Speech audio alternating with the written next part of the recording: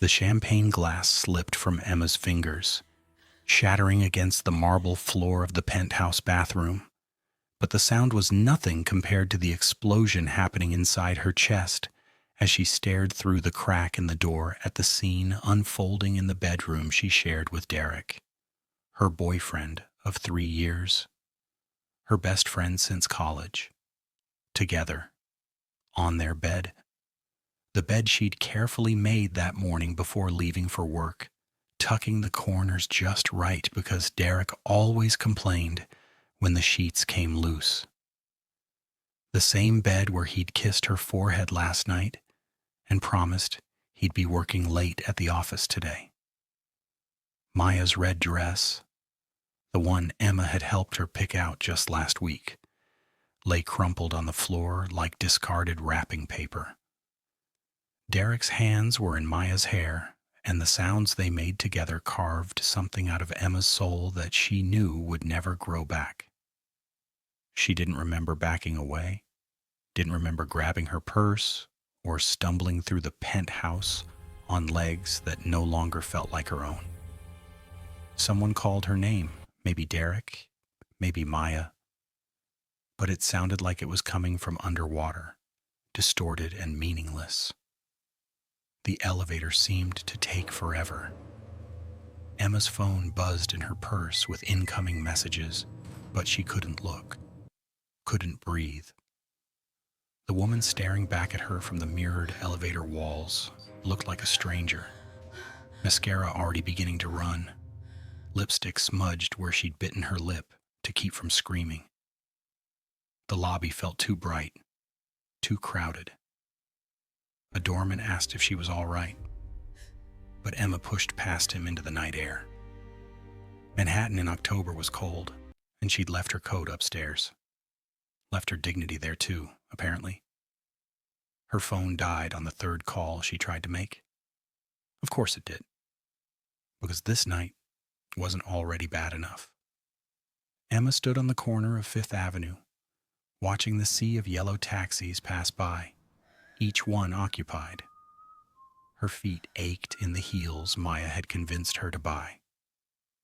"Derek will love them," she'd said with that smile Emma had trusted since freshman year.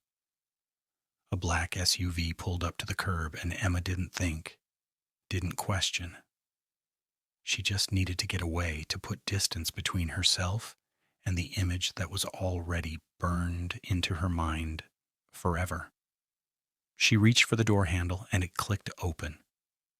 The interior smelled like leather and something darker, richer, expensive. Emma collapsed into the back seat, her body finally giving in to the tremors she'd been fighting. "Just drive," she managed, her voice breaking. "Please, anywhere but here." The door closed behind her with a solid thunk that seemed too final, too heavy. That's when Emma noticed the locks.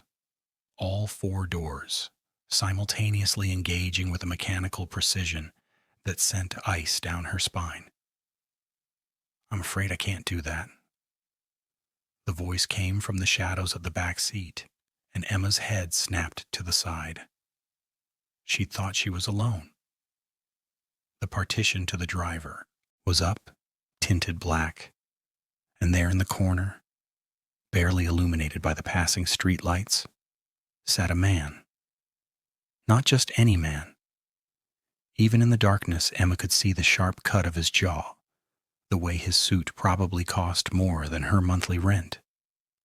His eyes caught the light for just a moment, dark and assessing, taking her apart piece by piece with a single glance. "Wrong car?" Emma gasped, reaching for the door handle. It didn't budge. She tried again, panic rising. "Let me out, now!" "No." The single word hung in the air between them like a blade. "What do you mean, no? You can't just—" Emma's voice climbed higher, hysteria creeping in at the edges. "This is kidnapping. I'll scream. You'll sit." The man leaned forward and the streetlight caught his face fully. He was beautiful in the way that dangerous things often are. All sharp angles and controlled power. A scar cut through his left eyebrow, pale against olive skin. And you'll listen. The SUV pulled into traffic smoothly, as if this was all perfectly normal. As if Emma's entire world hadn't just been ripped apart twice in one night. I don't know who you think I am, Emma said, trying to keep her voice steady. But you've made a mistake. I'm nobody. I have no money. No. Emma Catherine Morrison, 28. Works at Morrison and Associates, the architecture firm your father built before he died 5 years ago. The man's voice was calm, factual, like he was reading from a file. Currently dating Derek Ashford, junior partner at Blackstone Investments, living at 432 Fifth Avenue, apartment 2804. Though I suspect that last part is about to change. Emma's blood turned to ice. How do you know? I know everything about you. He settled back into his seat, completely relaxed, as if he hadn't just proven he'd been watching her, studying her. I know you take your coffee black with 1 sugar. I know you run in Central Park every Sunday morning at 7. I know your best friend is fucking your boyfriend, and you just walked in on them approximately 12 minutes ago. The casual way he said it, the absolute certainty in his voice, made Emma's stomach turn. Who are you? Damien Volkov. He said the name like she should recognize it, and something in the back of her mind stirred. Volkov. She'd heard that name before, whispered in her father's study during late-night meetings, mentioned in news reports about organized crime that she'd never paid much attention to. The Mafia, Emma whispered. Among other things. Let me out. Emma tried the door again, knowing it was useless, but needing to do something, anything. Please, I won't tell anyone. I won't. You're not leaving. 4 words. That's all it took to change everything. Emma stared at him, really looked at him for the first time. Damien Volkov sat like a king in his leather throne, one arm stretched across the back of the seat, his other hand resting on his knee. There was no weapon visible, but Emma didn't doubt for a second that he had one. Probably several. You can't do this, she said, but even she could hear how weak it sounded. I already am. The SUV turned onto a bridge, leaving Manhattan behind, and Emma watched her city disappear through the tinted windows. Somewhere back there, Derek and Maya were probably panicking, wondering where she'd gone. Or maybe they were too busy with each other to notice she'd left at all. The building they arrived at wasn't what Emma expected. No dark warehouse, no abandoned dock. Instead, the SUV pulled into an underground garage beneath what looked like a luxury high-rise in Brooklyn Heights. The kind of building with a doorman and security cameras and residents who paid more in monthly fees than most people's mortgages. The driver, a man built like a tank with a face that suggested he'd seen things Emma couldn't imagine, opened her door. Damien exited from his side, buttoning his suit jacket with practiced ease. Walk, he said simply. Emma considered running. The garage had an exit. She could see it from here. Bright lights and freedom just 50 yards away. But Damien must have seen the calculation in her eyes because he smiled and it wasn't kind. Tank, he said to the driver. How long would it take you to catch Miss Morrison if she ran? The man didn't even blink. 8 seconds, sir. Maybe 6 if she keeps those heels on. And you wouldn't even break a sweat, would you? No, sir. Damien turned back to Emma, that dangerous smile still playing at his lips. Your choice. Walk with dignity or be carried. But either way, you're coming upstairs. Emma's feet moved before her brain fully agreed to the decision. She told herself it was strategy, self-preservation, buying time until she could figure out what he wanted. But deep down, she knew the truth. She was terrified, and terror made people compliant. The elevator was another exercise in uncomfortable luxury. Mirrors on 3 sides meant Emma couldn't escape her own reflection. Smudged makeup, rumpled dress, hair falling out of the careful updo she'd spent an hour on that morning. A lifetime ago, when her biggest problem was choosing between the salmon or the chicken for the firm's annual dinner next month. Damien stood behind her, close enough that she could feel the heat radiating from his body, see him watching her in the mirror's reflection. He was taller than she'd realized, at least 6'3", and the way he carried himself suggested violence was as natural to him as breathing. "Why me?" Emma finally asked as the elevator climbed. "If you know everything about me, then you know I'm nobody important. My father's firm is successful, but not huge. I don't have access to anything valuable. Don't you?" Damien's reflection raised an eyebrow. "You're far more valuable than you realize, Emma. You just don't know it yet." The elevator opened directly into a penthouse that made Derek's apartment look like a college dorm. Floor-to-ceiling windows showcased the Manhattan skyline, a glittering reminder of the life Emma had just left behind. The space was modern, minimal, all clean lines and expensive furniture. Art that Emma recognized from her work, a Rothko, a Basquiat, pieces that belonged in museums, hung on the walls like casual decorations. 2 men stood near the windows, turning as Emma and Damien entered. One was older, silver-haired and sharp-eyed, wearing a suit that probably cost more than Emma's car. The other was younger, maybe early 30s, with the kind of casual handsomeness that belonged on magazine covers. "So this is her," the younger one said, looking Emma up and down with undisguised curiosity. "Morrison's daughter. She doesn't look like much." "Appearances deceive, Luca," Damien said smoothly, shrugging out of his jacket and draping it over a chair. He rolled up his sleeves, revealing forearms corded with muscle and decorated with tattoos Emma couldn't quite make out. "Mikhail, status?" The older man pulled out a tablet. "Ashford made 3 calls after she left. 1 to her cell, 2 to associates. He's worried but not panicked. The girl, Maya Chen, left the apartment 20 minutes ago. We have her under surveillance." They were talking about her life like it was a chess game, pieces to be moved and monitored. Emma's hands clenched into fists at her sides. "I'm standing right here," she snapped, surprising herself with the anger that cut through her fear. "You want to tell me what the hell is going on? Why am I here? What do you want from me?" All 3 men turned to look at her, and Emma fought the urge to step back.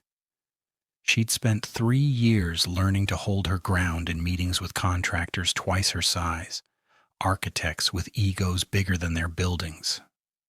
She wouldn't cower now. Damien smiled again, but this time there was something like approval in his eyes. "There she is. I was beginning to wonder if you'd find your spine." "Answer the question." "Or what?" Luca laughed, moving closer. "You'll call the police? Run away?" "Sweetheart, you're in a building I own, in a neighborhood I control, guarded by men who would die before they let you leave. You have no leverage here." "Luca!" Damien's voice cracked like a whip. "Back off!"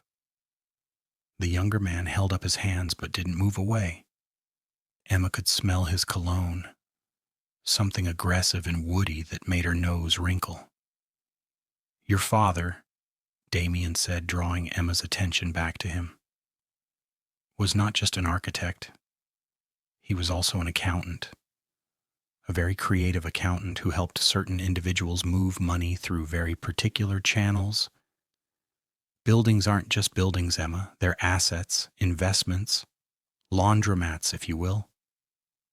Emma's throat went dry. No, my father was legitimate. He would never. Your father owed a debt, Mikhail interrupted, his accent thick and unmistakably Russian. A debt that was never repaid. $2 million to be precise. With interest over 5 years, that debt has grown considerably.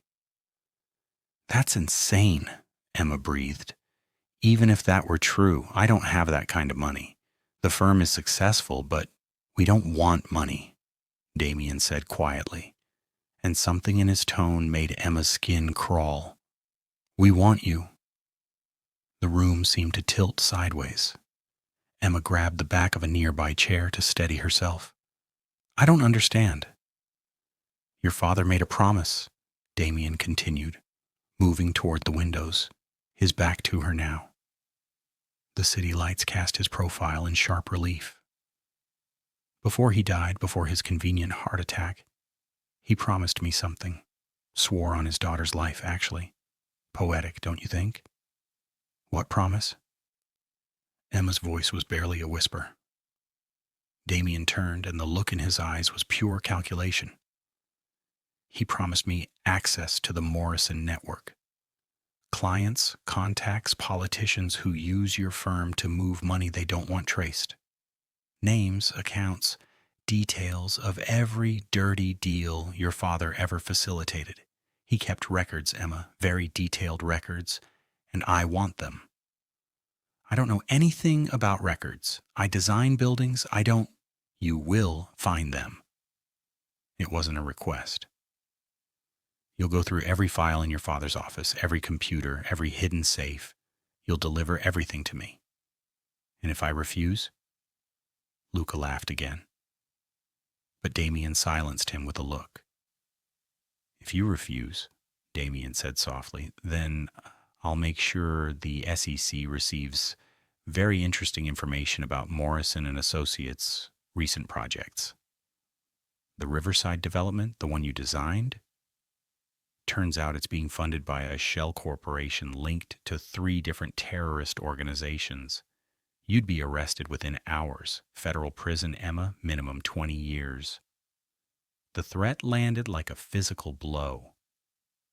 You're lying. I vetted that client myself. They're a legitimate investment group. Created by me, Damien said with a slight smile. 3 months ago, I've been planning this for a very long time. Emma's legs gave out and she sank into the chair she'd been gripping. This couldn't be happening.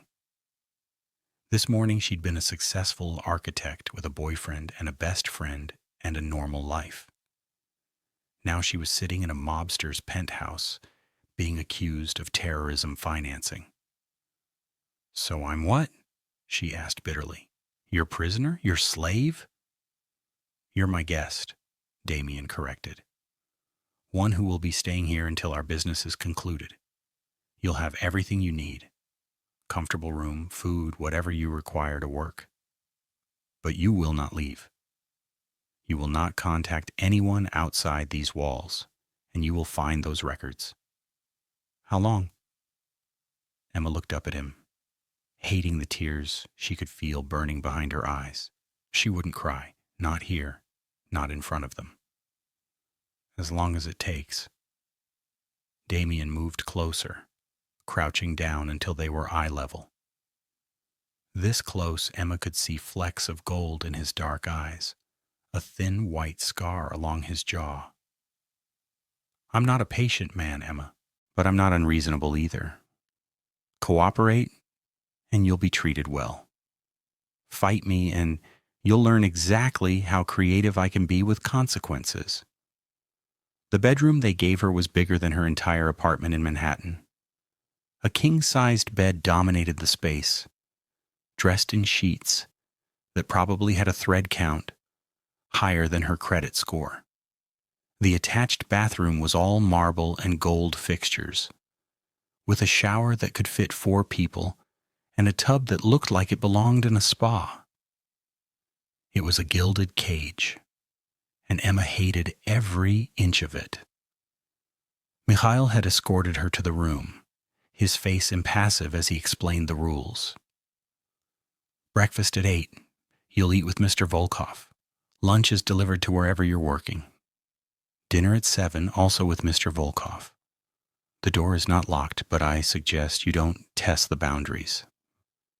There are men on every floor, every exit. You would not make it to the street. What if I need something? Emma had asked, hating how small her voice sounded. Press the button by the bed. Someone will come. Then he'd left, closing the door behind him with a soft click that sounded like a prison sentence beginning. Emma had tried the door anyway, of course. It opened easily, revealing a hallway, and at the end, a man the size of a refrigerator sitting in a chair reading a newspaper. He'd looked up, met her eyes, and simply shook his head. She'd closed the door. Now, at 3 a.m, Emma sat on the edge of the bed in the t-shirt and sweatpants that had been left for her, staring at her reflection in the darkened window. The city glittered beyond the glass, a million lives continuing on while hers had been ripped away. Her phone was gone. They'd taken it, and her purse, leaving her with nothing. No way to call for help. No way to tell anyone where she was. By now, Derek had probably called the police. Maybe Maya was playing the concerned friend, probably already spinning a story about how worried she was. The thought of them together made Emma's chest ache, but the pain was distant now, buried under layers of fear and exhaustion. She'd been betrayed and kidnapped in the span of an hour. The boyfriend seemed almost quaint in comparison. A knock on the door startled her. Before Emma could respond, it opened, and Damien stepped inside, carrying a tray. He'd changed out of his suit into dark pants and a white t-shirt that did nothing to hide the muscle beneath. Without the armor of his formal wear, he looked younger, maybe mid-30s, and somehow more dangerous. Couldn't sleep, he asked, setting the tray on the dresser. Steam rose from a cup of coffee, and Emma's stomach growled at the sight of food. Funny thing about being kidnapped, Emma said coldly. Really disrupts the sleep schedule. Damien's mouth twitched, almost like he wanted to smile. You should eat. Tomorrow will be difficult. Is that when the torture starts? That depends on your definition of torture. He moved to the window, standing close enough that Emma could see the tattoos on his forearms more clearly now. Russian script, dates, symbols she didn't recognize. For some people, going through their father's secrets would qualify. Emma stood, needing to move, to put distance between them. My father was a good man. Whatever you think he was involved in, he was a criminal, Damien interrupted, his voice flat. A very successful one, who hid behind blueprints and building permits, but a criminal nonetheless. The sooner you accept that, the easier this will be. Why should I believe anything you say? Emma wrapped her arms around herself, suddenly cold, despite the room's perfect temperature. You're the one who kidnapped me, who threatened me, who's keeping me here against my will. Damien turned from the window, and in the dim light, his face was all shadows and sharp edges. Do you want to know why I really brought you here, Emma? You already told me. The records, the debt. That's part of it, he agreed, moving closer. Emma held her ground even though every instinct screamed at her to back away. But the truth is more complicated. Your father didn't just owe me money. He was responsible for something much worse. Something that destroyed my family. There was something raw in his voice now, a crack in the controlled facade. Emma found herself listening despite herself.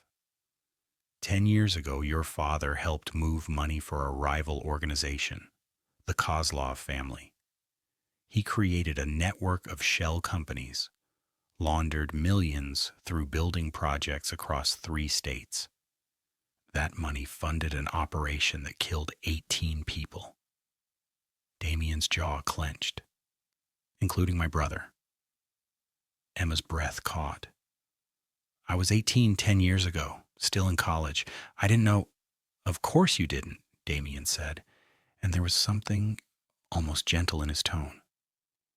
You were sheltered, protected. Your father made sure of that. But ignorance doesn't change what happened, doesn't bring back the dead. So this is revenge? Emma asked quietly. You're going to make me pay for my father's sins? I'm going to make sure his legacy doesn't continue to cause damage, Damien corrected. Those records contain information about active operations, current players, politicians, and businessmen who are still using the Morrison network. If that information falls into the wrong hands, more people will die. If it falls into mine, I can neutralize the threats, shut down the operations, maybe save a few lives in the process. It was the last thing Emma expected to hear. She'd expected threats, cruelty, the kind of villain she'd seen in movies. Not this complicated man talking about saving lives while holding her prisoner. And what happens to me when this is over? Emma asked. Assuming I find these records, assuming they even exist, do I just go back to my life? Pretend none of this happened? Damien was quiet for a long moment, his dark eyes searching her face. That depends. On what? On whether you survive knowing the truth about your father, about yourself. He moved toward the door, then paused. Eat, Emma. Sleep if you can. Tomorrow you start learning who you really are. After he left, Emma stood alone in the silence, staring at the untouched food. Her stomach churned, but she forced herself to eat the sandwich, drink the coffee. She needed her strength, needed to stay sharp. Because Damien Volkov might think he had all the power, but Emma Morrison was her father's daughter. And if there were secrets hidden in Morrison and Associates, she would find them first. She'd figure out what was really going on. And then she'd find a way to escape. Morning came too quickly, announced by a soft knock, and a woman entering with clothes draped over her arm. She was middle-aged, with kind eyes and gray-streaked hair pulled into a neat bun. Good morning, Miss Morrison, she said in accented English. I am Anya. I will help you dress for breakfast. I can dress myself, Emma said, but took the clothes anyway. Dark jeans, a soft gray sweater, undergarments still in their packages. Everything in exactly her size, which was both thoughtful and terrifying. Mr. Volkov insists you be comfortable, Anya continued, moving to the bathroom to start the shower. He is not a cruel man, Miss Morrison. Strict, yes, dangerous certainly, but not cruel. Not to those who do not betray him. Is that supposed to comfort me? Emma asked bitterly. Anya paused at the bathroom door, her expression thoughtful. My daughter was killed by Kozlov men 6 years ago. She was 19. Wrong place, wrong time. Mr. Volkov found the men responsible. He made them pay. Then he made sure my grandson and I would never want for anything. So yes, Miss Morrison, it should comfort you, because if he wanted you harmed, you would already be dead. The words hung in the air long after Anya left. 40 minutes later, Emma sat across from Damien at a dining table that could seat 12, pushing eggs around her plate. He read something on a tablet, occasionally making notes, seemingly unbothered by the silence. Your office sent an email, he said without looking up. Concerned about your absence. I had someone respond, said you had a family emergency and would be working remotely for the next 2 weeks. 2 weeks? Emma's fork clattered against her plate. You think this will take 2 weeks? I think it will take as long as it takes, Damien replied calmly. But 2 weeks gives us a reasonable timeline before people start asking harder questions. And Derek? Maya, what about them? Now Damien did look up, and there was something calculating in his expression. Your ex-boyfriend filed a missing persons report yesterday evening. Somewhat hypocritical, given he'd been fucking your best friend for the past 6 months. 6 months. The words hit like a physical blow. Emma had suspected days, maybe weeks, but 6 months meant it started during the summer, during the vacation they'd all taken together to the Hamptons. All those times Maya had suggested Emma work late or go to that yoga class without her. All those business dinners Derek had claimed he couldn't miss. I can see you working through it, Damien observed. The calculations, the memories clicking into place. That's good. You'll need that analytical mind for what comes next. Stop talking about them, Emma snapped. Stop pretending you know anything about my life. I know your best friend has been stealing from you as well as sleeping with your boyfriend. Damien set down his tablet. Maya Chen works for Ashford. Did you know that? Started 3 months ago as his executive assistant. Convenient timing. Emma's hands gripped the edge of the table, knuckles white. What are you talking about? Damien pulled out his phone, tapped the screen a few times, and slid it across the table. Emma's hands shook as she picked it up, seeing a series of financial documents, bank transfers, emails. Her name was on half of them. Maya had access to your passwords, Damien explained, his voice clinical. Email, bank accounts, cloud storage. She's been feeding information to Ashford for months. Your firm's client list, project details, bid amounts, every major contract Morrison and Associates lost in the last quarter. Ashford's firm knew your numbers before you even submitted. The room spun. Emma scrolled through the evidence with numb fingers, seeing her own digital signature on documents she'd never signed, transfers she'd never authorized. $20,000. Moved in increments small enough that she hadn't noticed. Her savings account slowly drained. Why are you showing me this? Emma's voice cracked. Why do you care? Because I need you focused, Damien said, standing and moving around the table. He took the phone back, his fingers brushing hers briefly. The contact sent an unexpected jolt through her system. I need you angry, not heartbroken. Anger is useful. Grief is a distraction. You're a manipulative bastard, Emma whispered.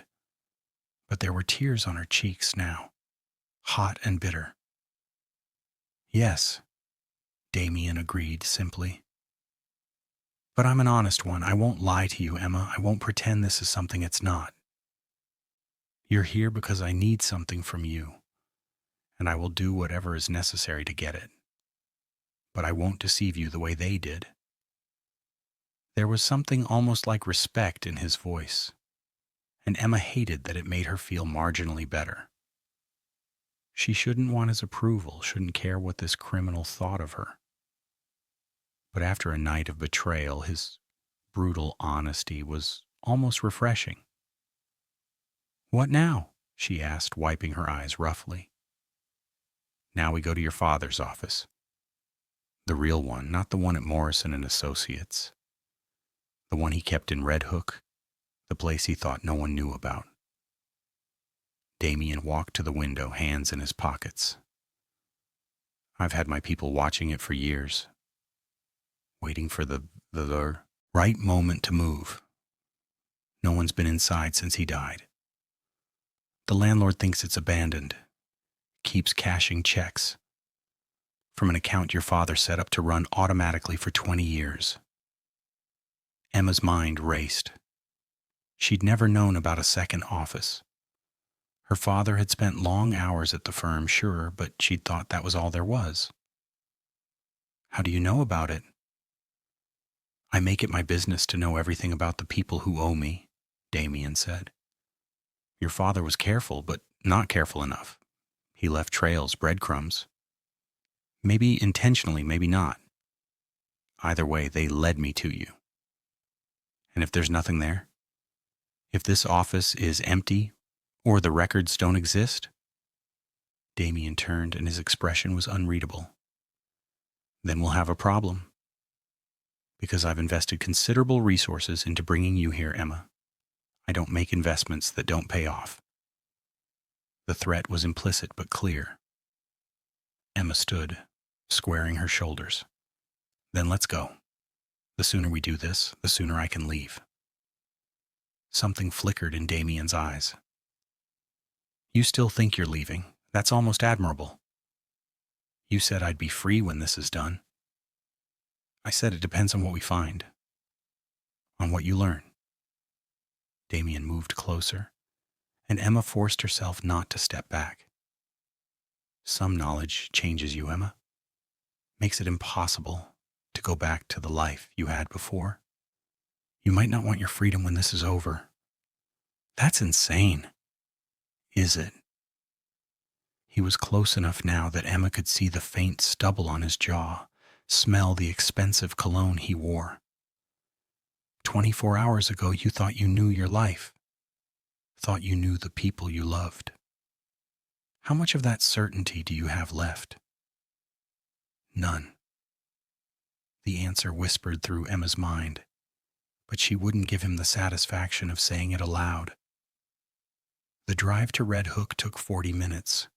Damien and Emma in the back of the SUV, while Tank drove, and another guard, a wiry man called Sergey, rode shotgun. They didn't speak during the ride, but Emma was hyper-aware of Damien beside her, the way he seemed to take up more space than his physical form should allow. The building was exactly as unassuming as Damien had implied. A 3-story warehouse conversion in an industrial area, sandwiched between an auto body shop and a shipping company. The kind of place no one looked at twice. 3rd floor, Damien said as they entered through a side door. The stairwell smelled like mildew and old concrete. Unit 3C. The door was steel with 3 separate locks.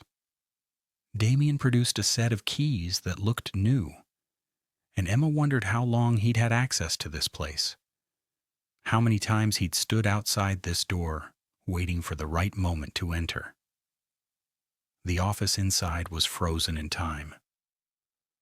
Emma's breath caught as she took in the familiar sight of her father's handwriting on a whiteboard, his coffee mug still sitting on the desk, with a ring of residue at the bottom. Photos on the wall showed projects Emma recognized, buildings she'd visited, some she'd even helped design in her early years at the firm. But there were other photos, too. Men in expensive suits shaking hands, groups gathered at construction sites, faces Emma didn't recognize but sensed were important. Start with the filing cabinets, Damien instructed, moving to the desk. Look for anything labeled with numbers instead of names. Your father was old school. He wouldn't trust everything to digital. Emma moved mechanically, pulling open drawers, flipping through files. Most were innocuous: building permits, contractor agreements, vendor invoices. But then her fingers landed on a folder marked only with a number, 032-7. I found something, she said, pulling it out. Damien was beside her instantly, taking the folder and opening it on the desk. Inside were photographs, financial statements, and a handwritten ledger in her father's neat script.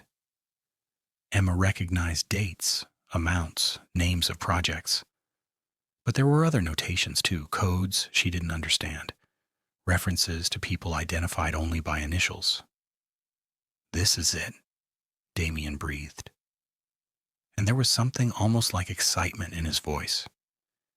"This is the main ledger, every transaction, every player, every—" He stopped, his finger landing on a specific entry. Emma looked over his shoulder and saw it. A date from 10 years ago, an amount, $3 million, and a note in her father's handwriting. "Kozlov payment, Brooklyn warehouse, security minimal, DV collateral acceptable." "DV?" Emma whispered. "That's you, your brother?" Damien's jaw was tight, the muscle jumping beneath his skin. "Dmitry Volkov."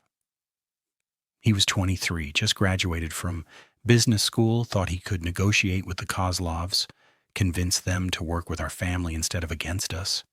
Your father told them where to find him, told them his security detail would be minimal that night. "My father set up your brother to die," Emma said, the realization settling over her like a weight. "Yes."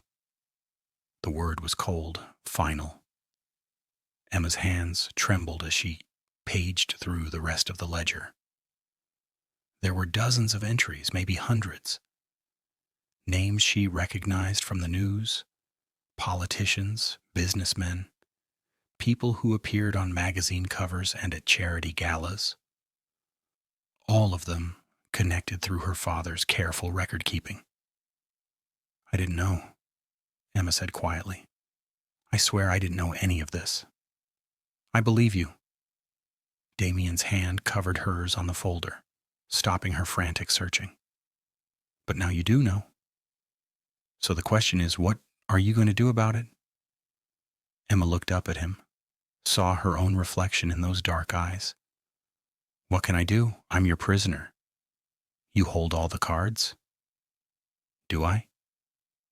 Damien's thumb traced a small circle on the back of her hand, the gesture almost absent, like he didn't realize he was doing it.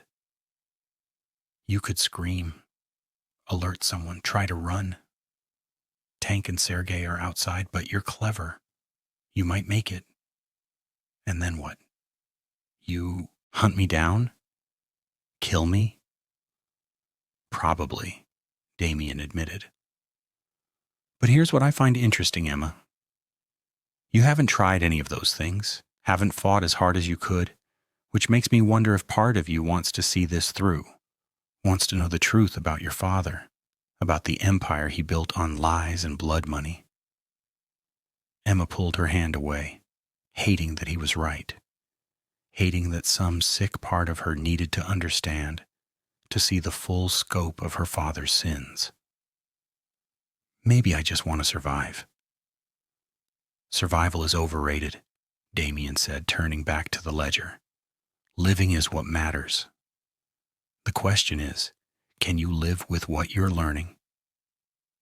They spent the next 3 hours going through the office, uncovering layer after layer of her father's secret life. Emma found contracts for buildings that didn't officially exist, photographs of meetings that should never have happened, recorded conversations on old cassette tapes that made her stomach turn.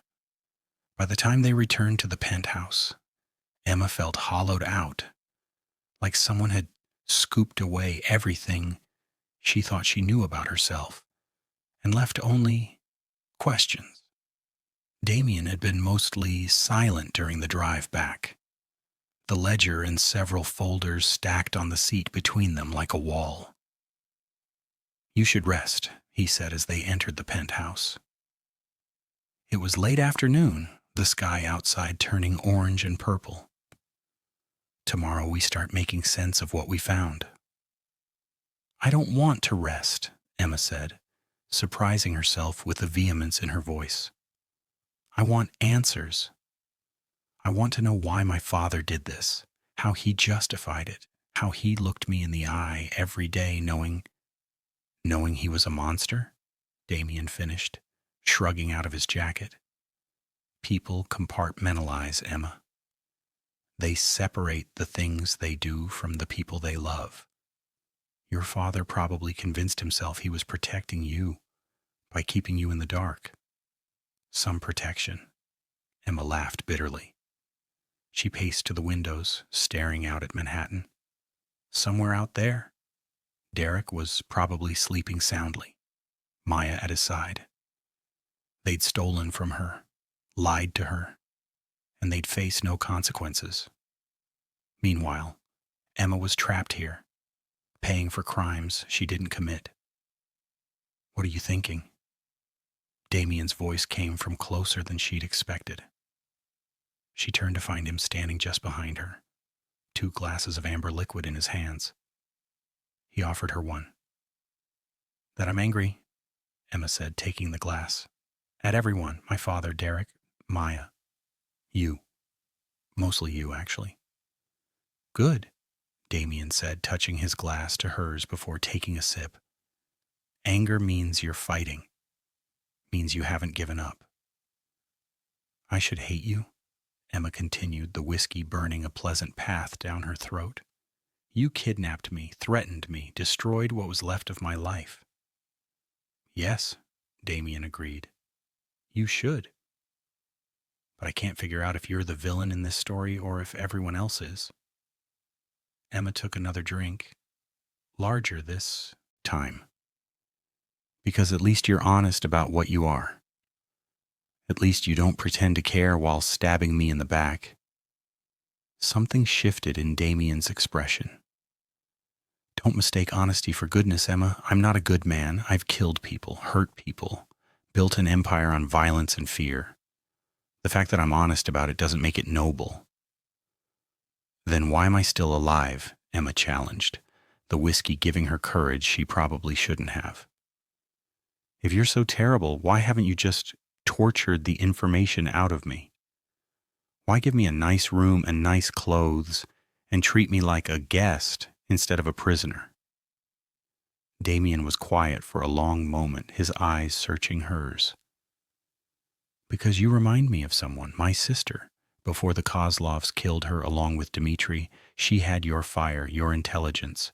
She would have demanded answers too, would have refused to be broken by the truth. The revelation hung between them, heavy with meaning. Emma had read the pain in the ledger entries, but hearing it in his voice made it real.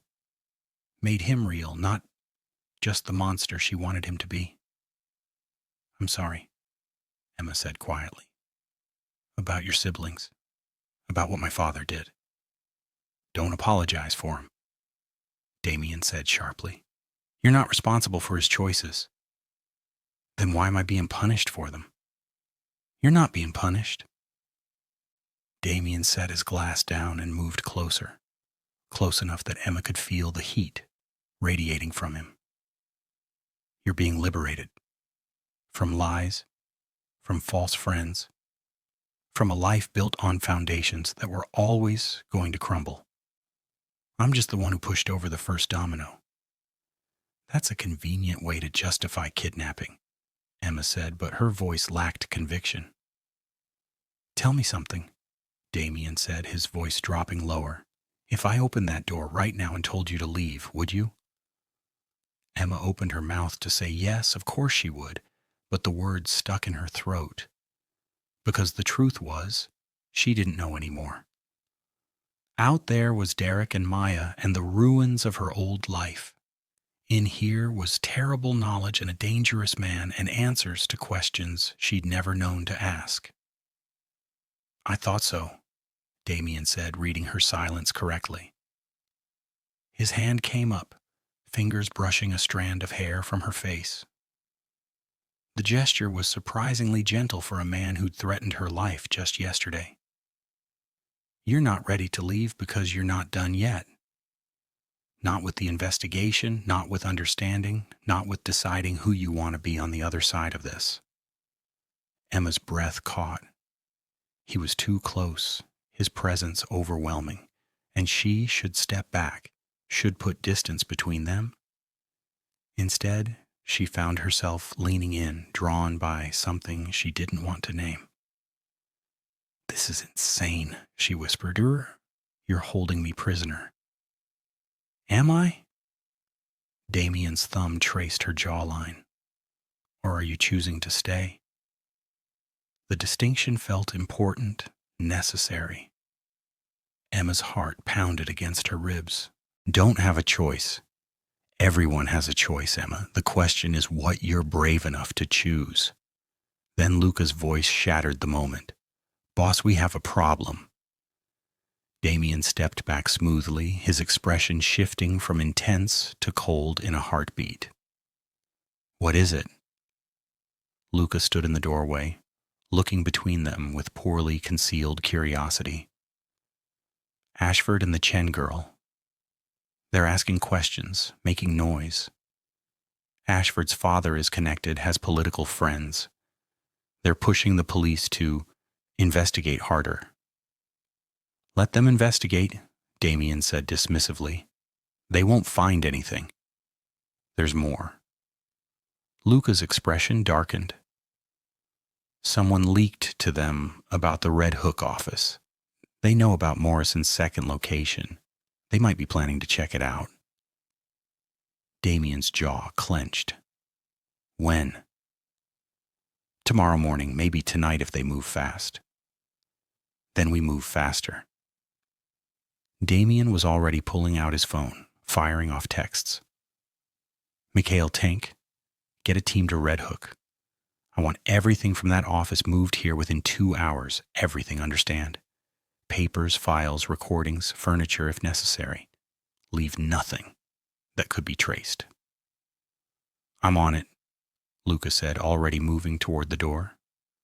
"Wait," Emma called out. Both men turned to look at her. "Derek doesn't know about that office. Neither does Maya. How would they have found out?" The question hung in the air, heavy with implication. "Good question," Damien said slowly, his eyes narrowing. "Very good question." Understanding dawned on Emma's face. "Someone told them. Someone who knew we went there today." "A leak?"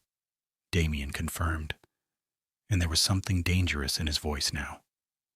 "In my organization." The next few hours were chaos, controlled by Damien's iron will. Emma watched from the penthouse as men she'd never seen before moved in and out, carrying boxes, bags, crates, the contents of her father's secret office, relocated to Damien's stronghold. Mikhail coordinated the operation with military precision, speaking rapid Russian into a headset while monitoring multiple tablets. Luca paced like a caged animal, checking his weapon repeatedly. And Damien stood at the center of it all, a dark sun that everything orbited around. Emma should have been planning her escape. With everyone distracted, this was her chance. But instead she found herself helping, sorting through documents, organizing files by date and subject matter, making herself useful because some part of her needed to see this through. "You didn't have to do this," Damien said, appearing at her elbow sometime after midnight. Most of the boxes were now stacked in what had been a guest room, transformed into a makeshift archive. "I know," Emma replied, not looking up from the ledger she was cross-referencing. "But these are my father's sins. I should at least help catalog them." "Most people would run from this, deny it, pretend it wasn't real." "I'm not most people." Emma finally met his eyes, saw something like admiration there. "You said I needed to decide who I want to be. Well, I'm deciding. I want to be someone who faces the truth, no matter how ugly. Even if that truth destroys you. Better destroyed by truth than living a lie." Emma returned to her work. "Besides, you're right about one thing. I'm angry, furious actually, at my father for lying, at Derek and Maya for betraying me, at you for dragging me into this. And anger needs a direction, a purpose. So I'm pointing mine at finding every last one of these bastards who profited from my father's corruption. Damien smiled, and this time it reached his eyes. There she is. The woman I knew you could be. Don't get comfortable, Emma warned. Once this is done, once we've exposed everyone in these files, I'm still leaving. I'm still going back to my life. We'll see, Damien said, but there was something in his tone that made Emma's pulse quicken. Around 3 a.m, Mikhail burst into the room. His usual composure cracked. We found the leak. You're not going to like it. Damien's expression turned to stone. Show me. They gathered in the main living area where a laptop was set up, surveillance footage playing on the screen. Emma watched as a figure she recognized, one of the guards from yesterday, spoke on a phone, clearly agitated. Victor, Damien said, his voice flat. He's been with me for 3 years. The phone records show 7 calls to an unlisted number in the last week, Mikhail explained. That number traces back to a burner registered to Derek Ashford's firm. Emma's stomach dropped. Derek's paying your people? How? Money talks, Luca said bitterly, especially to men with families' debts, weaknesses. Damien's silence was more terrifying than any rage. He stood perfectly still, watching the footage replay, his expression carved from ice. When he finally spoke, his voice was soft, almost gentle. Bring Victor to me now. Boss, Luca started now. The word cracked like a whip. Luca disappeared and Emma found herself alone with Damien and Mikhail. The older man looked at her with something that might have been pity. You should go to your room, Miss Morrison, Mikhail said quietly. What happens next is not for you to see. But Emma didn't move. She'd spent her whole life being protected, sheltered, kept in the dark about ugly truths. That version of Emma Morrison had died yesterday in Derek's penthouse. This new version needed to understand exactly what world she'd stumbled into. I'm staying, she said firmly. Damien turned to look at her, really look at her, and something passed between them. An understanding, maybe, or a warning. This is your last chance to walk away from this, Emma. Once you see what I am, there's no going back. I already can't go back, Emma replied. Show me. 20 minutes later, Victor was dragged into the penthouse by Tank and another guard. The man was in his 30s, thick-necked and nervous, his eyes darting around the room like a trapped animal looking for escape. Victor, Damien said conversationally as if they were discussing the weather. How long have we known each other? 3 years, boss, you know that. Victor's voice shook. I've been loyal. I've done everything you asked. Everything except keep your mouth shut, apparently. Damien circled him slowly, a predator assessing prey. Derek Ashford, how much did he pay you? I don't know what you're talking about. The movement was so fast Emma almost missed it. One moment Damien was standing casually. The next, his hand was around Victor's throat, slamming him against the wall hard enough to crack the plaster. Don't lie to me, Damien said, still in that conversational tone. It insults us both. How much? 50,000, Victor gasped. He offered 50,000 to tell him where you took the girl, what you were doing with her. I have kids, boss. My daughter needs surgery, the medical bills. So you sold out your family for money? Damien released him, and Victor collapsed to his knees, coughing. Do you know what happens to men who betray me, Victor? Please, the man begged. Please, I'm sorry. I'll pay it back. I'll do anything. You're right. You will do anything. Damien pulled out his phone, typed something, and handed it to Victor. Call Ashford. Tell him you have new information. Tell him Emma Morrison is being held at the Brooklyn warehouse on Kent Avenue. Tell him if he wants her back, he should come tonight. Alone." Emma's blood ran cold. "What are you doing?" "Setting a trap," Damien said without looking at her. "Victor, make the call now." "And Victor? If you deviate from the script by even one word, I'll make sure your daughter never gets that surgery. Do we understand each other?" The threat was delivered with such casual cruelty that Emma flinched.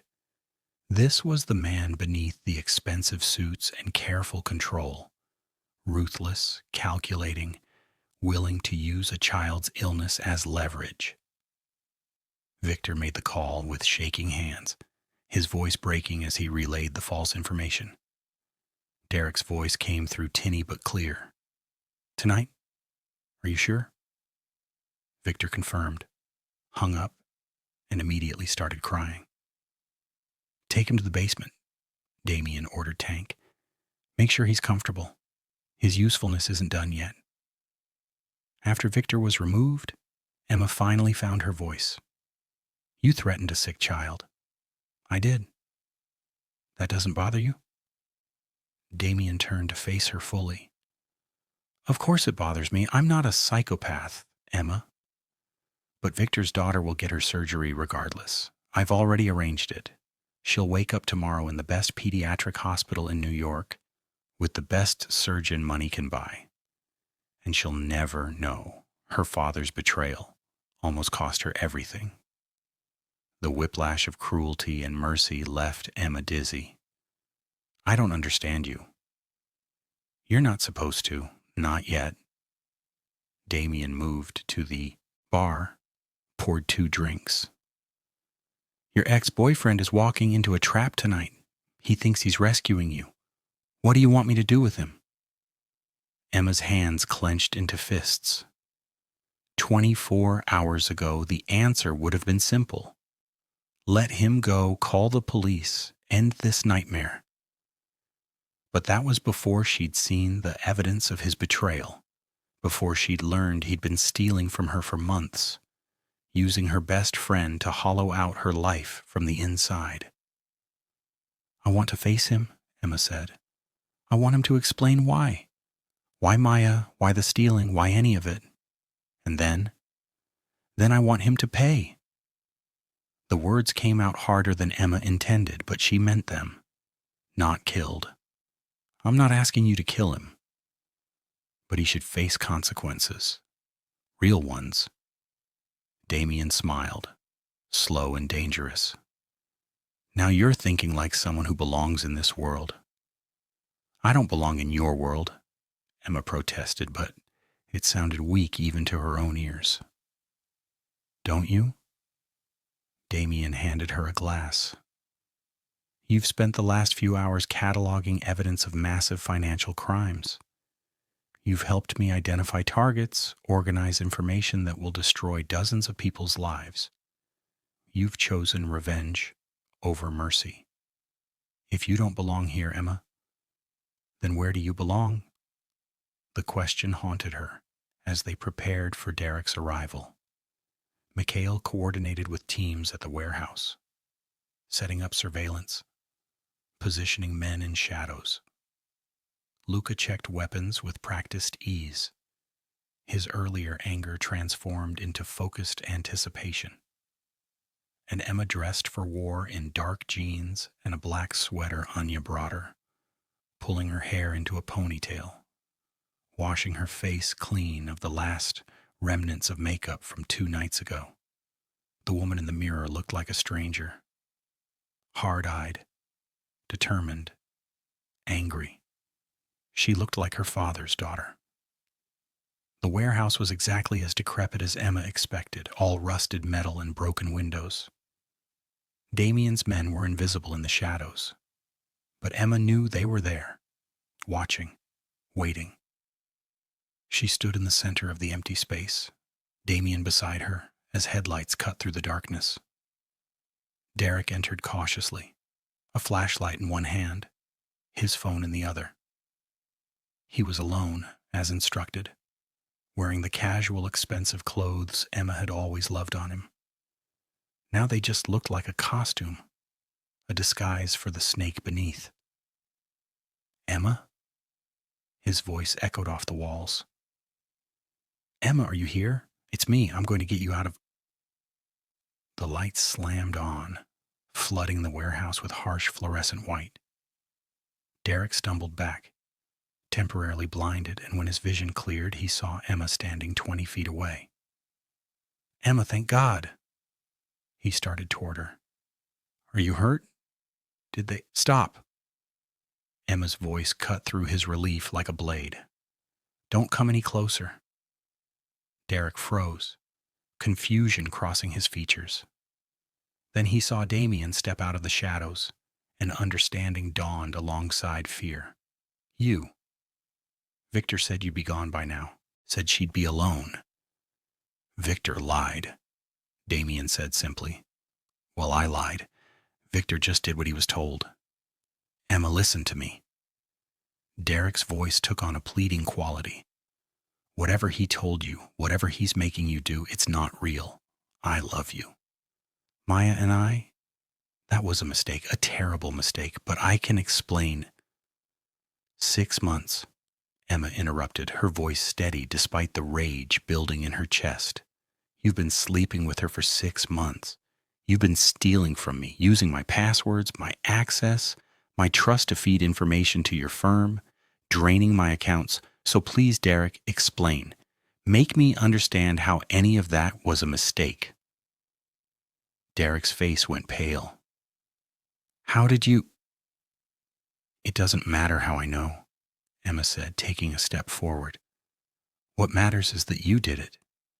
You and Maya, you destroyed me piece by piece while smiling to my face, while saying you loved me." "I do love you," Derek insisted, but his eyes were darting around the warehouse, looking for exits, calculating odds. Always the accountant, even now. "Emma, whatever you think you know, there are explanations. Business decisions, financial strategies. Strategies that involved betraying me." Emma laughed, and the sound was bitter. "Strategies that involved stealing $50,000 from my savings, from the account my father left me." "Your father was a criminal," Derek spat, his fear transforming into anger. "You think Morrison and Associates is clean? Your father laundered money for half the crime families in New York. I was trying to protect you from that, to build something legitimate." "By stealing from me?" Emma's voice rose. "By betraying me? By using my best friend?" "Maya means nothing," Derek said desperately. "She was useful, that's all. Access to you, to your files, your passwords.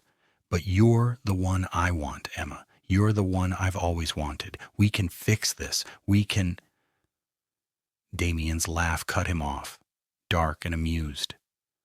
"Ashford, you're making this too easy. Please keep talking. Tell her more about how you used her, manipulated her, saw her as nothing but an access point to her father's empire." Derek's eyes narrowed. "Volkov. Of course. I should have known you'd be involved in this. What's your angle? Revenge for your dead brother? Going to use her the same way I did?" The temperature in the warehouse seemed to drop 10 degrees. Damien's casual demeanor evaporated, replaced by something cold and lethal. "The difference," he said quietly, "is that I've been honest with Emma about what I am. I haven't pretended to love her while bleeding her dry. I haven't hidden behind false friendship while planning her destruction." "You kidnapped her," Derek shot back. "You're a murderer, a thug, Everything you say is true," Damien agreed, "but I've never claimed to be anything else. Can you say the same?" Derek looked between them, and Emma could see the moment he realized he was trapped. "Emma, please. Think about what you're doing. He's dangerous. He'll use you and throw you away just like you did," Emma finished. The difference is, I know what he is. I chose to stay and learn the truth. Chose to face what my father was, what you are, what I need to become to survive this. You took away my choices, Derek. He gave them back. The words hung in the air, and Emma realized with a shock that she meant them. That somewhere in the last 48 hours, her perspective had shifted fundamentally.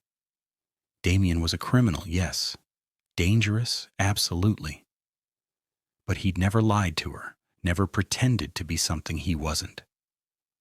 Take him, Damien ordered, and his men materialized from the shadows. Derek tried to run, but Tank caught him easily, restraining him as he shouted threats and pleaded in equal measure. What now? Emma asked as Derek was dragged away. Damien looked at her, and in his eyes, she saw something that might have been pride. Now you decide, Emma. I can make sure Ashford faces justice. Real justice, not the kind that rich men buy their way out of. I can expose his firm's corruption, ruin him financially, destroy his future. But that's not really what you're asking, is it? No, Emma admitted. I'm asking what happens to me, to us, after all this. That depends. Damien moved closer, and Emma didn't step back. Do you want to go back? Return to your apartment, your firm, your life? I'll make sure you're protected, that no one comes after you for your father's debts. You can walk away clean. But I don't think that's what you want anymore. His hand came up to cup her face, thumb brushing her cheekbone. I think you want to burn it all down. The lies, the betrayals, the false life you were living. I think you want to see how deep this rabbit hole goes.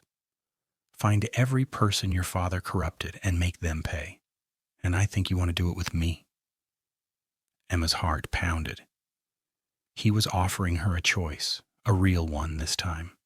Freedom or partnership, safety or truth. The old Emma or someone new, someone harder, someone who could survive in his world. If I stay, she said slowly, what does that make me? Mine, Damien said simply, and I yours. Partners, equals, two people who understand exactly what monsters they are and choose each other anyway. Emma should have been terrified, should have run screaming from this man, this life, these impossible choices. Instead, she found herself leaning into his touch, accepting the truth of what she was becoming. No more locks, she said, and no more being your prisoner. Agreed. And we take them all down. Everyone in my father's ledgers, everyone who profited from death and misery. Every last one. Emma took a breath, made her choice, and closed the distance between them. The kiss was nothing like the sweet, careful kisses Derek had given her. This was fire and fury and mutual recognition of darkness. This was two broken people choosing each other despite, or because of, their shattered pieces. When they finally broke apart, Emma found herself smiling, really smiling for the first time in days. So, she said, her hand finding his, when do we start? Damien's answering smile was sharp enough to cut. We already have. And as they walked out of the warehouse together, Emma didn't look back. The door that once locked from the inside now closed because she pulled it shut herself. Because some cages you chose, some monsters you loved, and sometimes freedom meant accepting the darkness and dancing in it anyway. The end was just the beginning,